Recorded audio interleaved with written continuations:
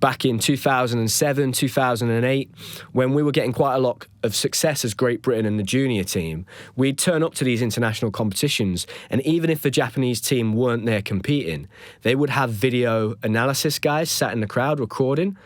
Junior Europeans 2008, they had about 6 guys, and it's mad looking back now because they were allowed in the training gym. They were only nation, the only TV crew, the only journalists that were allowed in the training gym. I'm not sure how they pulled that off, but they would be there in all the training gyms, and they'd send somebody to every training session to record all the footage of everybody. And then 2009, when we first had a training camp with the Japanese junior national team, and they would come to Lilleshall, and the agreement was that they were allowed to film us, but we weren't allowed to film them. They'd film everything that we were doing. And I'm sure they were doing this all around the world with all types of different countries and different teams and different squads and at different competitions. And later on, in 2015, when me and Sergey went on that trip to Japan and we had that 2-week training camp, it was really cool to just see the lengths and the extent they were going to try to be the best in the world. Their gymnastics facility was incredible. It was second to none. I remember watching their junior team doing plyometrics on the floor. So plyometrics are like dynamic, explosive work.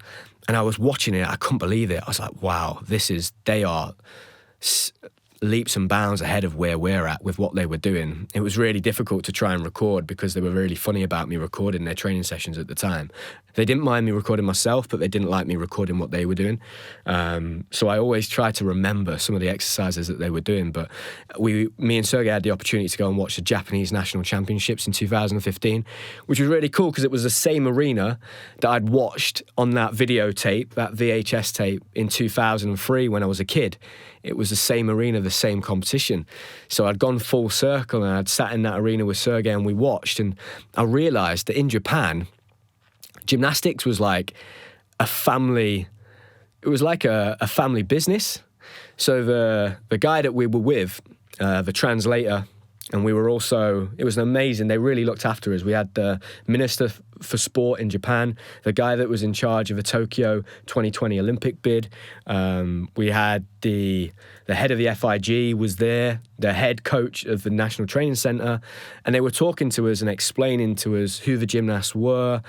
It was really cool. And they started to explain, oh, that's such and such's brother, and that's his cousin, and that's his dad was this gymnast. And I was like, wow, in Japan, it's a real family business. Like in the UK, we have people like my dad, for instance, who's a builder, and he took over my granddad's construction business, and my brother now works for my dad.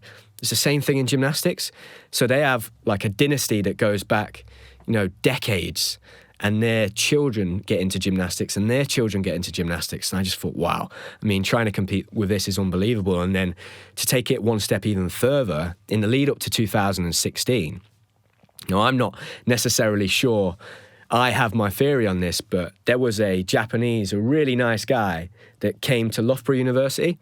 So he came to work in the biomechanics lab upstairs. So upstairs at Loughborough University, the gym's closing down now, sadly, at Loughborough University, but they had a real state-of-the-art biomechanics lab upstairs, and they would study things like new equipment. They studied what's possible in gymnastics. So again, for someone like me that was obsessed with analysis, this was amazing. There was times where they put me in like a morph suit and strapped little markers on me and then got me to do dismounts off the high bar. They would then go back and work out what was physically possible for the human body to do on high bar. I remember one time they'd worked out it was possible to do a triple straight somersault off the bar with a full twist onto landing mats. So that was always really cool for me to be around that. And this Japanese guy had come all the way from Japan to volunteer, I believe, to work in this biomechanics lab. And similar thing had happened in Essex. So in Essex, they had a coach that had come from Japan, and he was working in Essex in the lead up to 2016. He'd been relocated. And I noticed they had the same thing going on in America. So one of the college teams in America, they had a former Japanese gymnast working with that college team. And I'm sure what they were doing was gathering analysis on all the best teams and countries in the world to try and give them an edge when it came to the Olympic Games in Rio. So, that just tells you the lengths that they were willing to go to. And I got told years later that when you get onto the Japanese team, when you're a youngster, you and your coach gets access to a database database, which basically has a gymnastics library where you can type in any gymnast name in the world and it will come up with any video footage that they've got.